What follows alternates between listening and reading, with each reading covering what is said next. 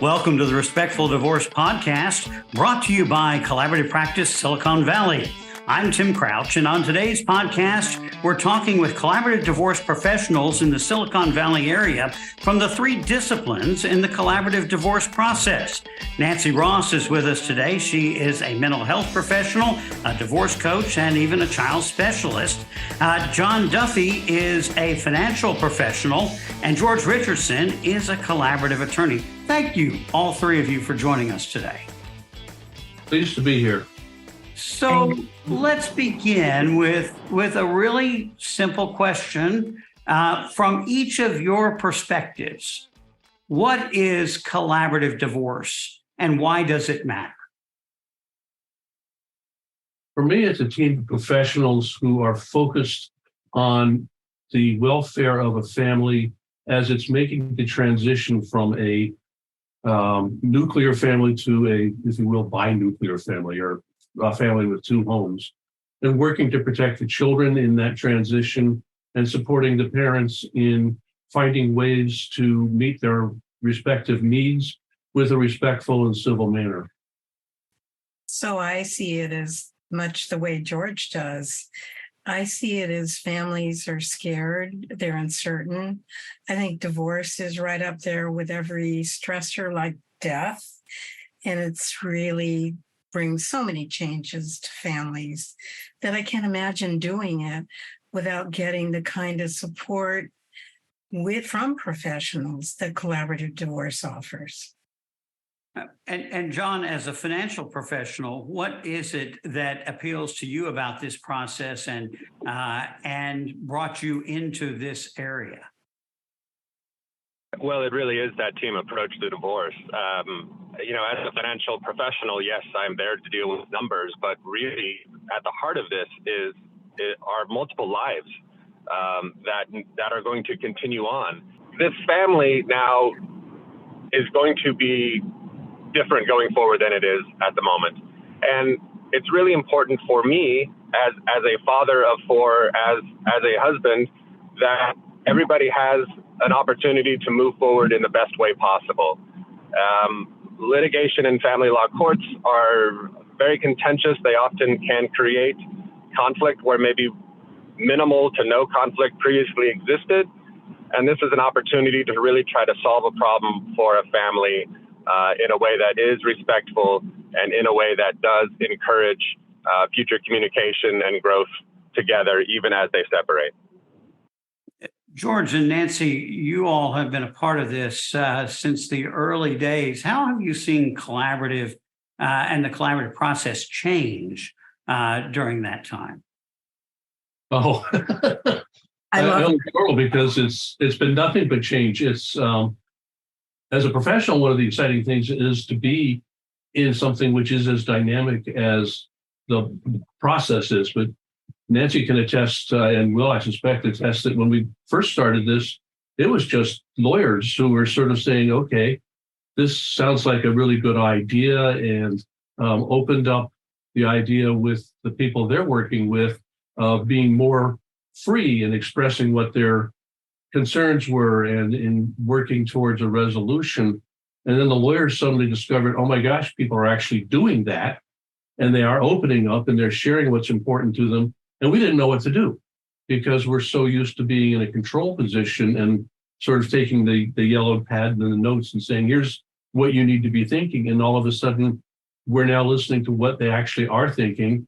And we desperately needed the help of Nancy to train us to listen and to expedite the ability of the people we're working with to express themselves in a way that could be heard and effective. Nancy, how difficult was it to train lawyers to listen to you? I can tell you initially that lots of resistance, but I agree with George. Honestly, when it came to couples communication and children being involved and really listening to them and getting their feedback, and the financial, which is just absolutely essential to have people not only reduce their cost in this process, but to really get educated along the way. So we envisioned a team. And I think one of the changes that has happened as time has gone on, we work more closely as a team so the clients can feel that support. In fact, at some point, I'd like to talk about what it's like for a client to meet with just the lawyer and the mental health and have their own little pod, as we call it, to be supportive and help them through the process. And that didn't exist initially. Yeah. The other thing that didn't exist at the front end was the role of the financial specialist. We were blessed to have a financial professional, Kathy Daigle, who came to our meetings and said, you know, you lawyers really don't understand the economics of what's going on, or maybe you have some idea of the numbers, but you really don't understand how that all works out in terms of what this family needs to have going forward. And so she brought, and now John is involved with that, bringing forth the role of the financial, and it's become very central. In fact, they often are the center of our meetings. John, maybe you could amplify that. Well, I think at the heart of any divorce, there is a lot of fear and uncertainty. One of the issues that's big is around, you know, how are the kids going to handle this, and what do we say to them, and what's this going to look like going forward? And another part of it is we're separating now. What does that mean for us individually and as a separated family from a financial standpoint? And so really bringing some clarity to some objective numbers to help people understand these are the resources there are to deal with. You're spending a lot less to fight over items, and so you're going to be retaining a lot more of it. And let's talk about what it is that you truly want and why you want that. The home, the retirement accounts, whatever that may be. People often have different priorities for them depending on their stage of life.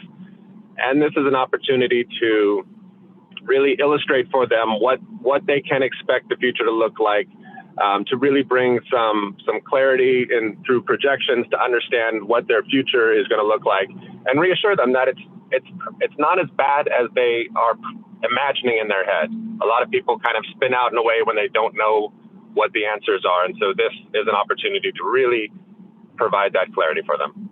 One of the things that's always intrigued me the most about the role of the financial professional is sort of the modeling that you do for different types of budgets and what your financial outlook might be after the divorce. How do you go about that? Well, it's very different than the traditional financial advisor role. Working with the financial neutral through a collaborative divorce, it's a very specialized role. Projections are an important part of it.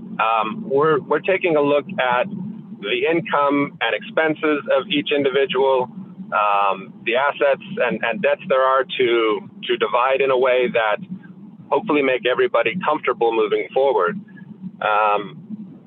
Taxes are an incredibly important part of the picture, and that's where a lot of our analysis is really focused, to help each individual understand how am I doing now that I'm on my own income, these are my expenses, and I've got to pay taxes on it. Am I still able to make it? Or do I need to make some lifestyle changes or other considerations to help me through that? Nancy, you're an advocate for the role of the child specialist, and that was kind of a later addition, wasn't it, to this process? No, it actually wasn't, because when we put the model together, one of the concerns was what happens to children or even parents in the court system when each parent is being evaluated, which of course is never, ever helpful. And so one of my colleagues, Dr. Peggy Thompson, and her husband, Rod Nurse, were doing psych evaluations in the court system and totally disillusioned with it. So when we put it together, our challenge was, how do we give children a voice and keep them out of the middle of the parents' conflict? And so we gave so much thought to protecting children while bringing their voices in. And it's really been, to me, it's one of my most favorite roles on the team is a child specialist, and the difference it makes when a child specialist comes in and says, here's what your child is actually saying. This is their experience. Because they don't want to talk to parents and cause more problems, and they don't want to hurt their feelings. And they're not sure that if they speak up, it might not make things worse. So parents give them a place where they can just talk freely. And then that information is brought back so the parents can be pulled in as part of the team of parents and child to work together. How have you seen parents react when they sort of hear some of those things from the child specialist? I have seen parents be so grateful. And I have almost never seen parents really react negatively because they're not being judged. They're being supported. One of my colleagues once said that the court system is exploiting weaknesses and negativity, and that what we do is support strengths and relationships. And I think that kind of says it, that's really true. And so parents may hear, they may hear, oh, your daughter is having a hard time with this. She doesn't really want to go to her father's house. So the dad he already knows this. And I haven't heard parents hear anything new.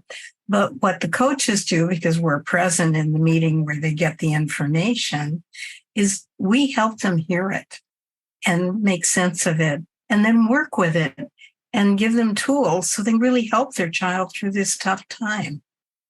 Let me offer a real life example of that, Nancy. This was some years ago, and working with a family and a child specialist, which I always think of as the voice of the children. It's how the children are really brought into the process without disturbing their peace of mind. And we were working in a manner, and the person who'd been acting as the child specialist was basically bringing to the parents that what the kids were saying to them was they just want these people, their parents, to stop squabbling. Just to stop squabbling. And they had been doing nothing but squabbling in the negotiations, in the meetings. And that changed the whole atmosphere of the conversation. And the case settled in a satisfactory way within the next, month and a half. And it was because of the power of the children's voices being heard by the parents and understanding what they were doing to their kids in a very visceral way. They really got it. So, I've had a similar experience from the financial standpoint as well, where reminding the parents that this is about the children and the family can really recenter them into a productive conversation where they may have been starting to squabble or been out of control a little bit or fall into old behavioral patterns where they're kind of picking on each other. That reminder that at the heart of this is going to affect your kids, really help bring them back to the table and help them make some progress. George, we've been talking a lot about the role of the specialist. So what do the attorneys do? Well, I sometimes wonder that myself a little bit because we have such wonderful professionals that are handling so many of the challenges in the divorce process. The lawyers are essential, however, because they're the ones that ultimately are going to synthesize the ideas, put them down in paper, and create the documentation that actually reflects the agreements that are being made. My experience with the coaches and with the financial person is that they have a less precise use of language, shall we say. And a lot of times we have to create a document that, if push comes to shove, could be enforced by a court. Because when we're finished with the process, we're going to have a document which is as enforceable as a judgment that's acquired after the most heavily litigated matter you could ever have. So you're going to have a fully enforceable document that needs to be clear that a third party looking at it, a judge or another decision maker, can look at and understand what is the intent of the family, the mom and dad, in the decisions that they've made, and are those articulated in a manner that the court, if necessary, can understand and enforce. So we bring our training with respect to that. We also, a lot of us are former litigators or are litigators, and we have a lot of training and analysis of what's being said and what's behind it. And we bring that with us without the sharp corners. So we bring that, we don't abandon our knowledge, we just are using it in an entirely different way. So we bring all of this analytic skills and the drafting skills to the table, and so if you will, put it all together. Yeah. And I think one of the things we haven't touched on that's really a key component is that if you enter the collaborative process, you make a commitment not to go to court, not just the clients, but the attorneys as well. Yes, indeed. We will not go to court. We sign a document to that effect. And while we can't keep the parents or the folks that are having the dispute from going to court, nor would we even if we wanted to.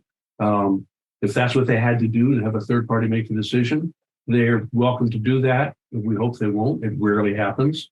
And when it happens, we do not follow to the court with them. None of the people who are the professionals who are working with the family will go to court to assist in the decision making. But having said that, the few times it has happened, we've often resolved a number of questions, and there's just one question that may still need to be resolved. And so there's still a huge cost saving, because a lot of the stuff that would need to be addressed by the court has already been addressed by the people involved. They've made their decisions, and they just can't reach an agreement on one or two critical elements. George Richardson, Nancy Ross, and John Duffy, thank you for joining us for the Respectful Divorce podcast today. If you'd like to learn more about collaborative divorce, you can go to the Collaborative Practice Silicon Valley's website, which is nocourt.org. That link will be in the show notes. This is Tim Crouch reminding you that collaborative divorce is a better way to untie the knot.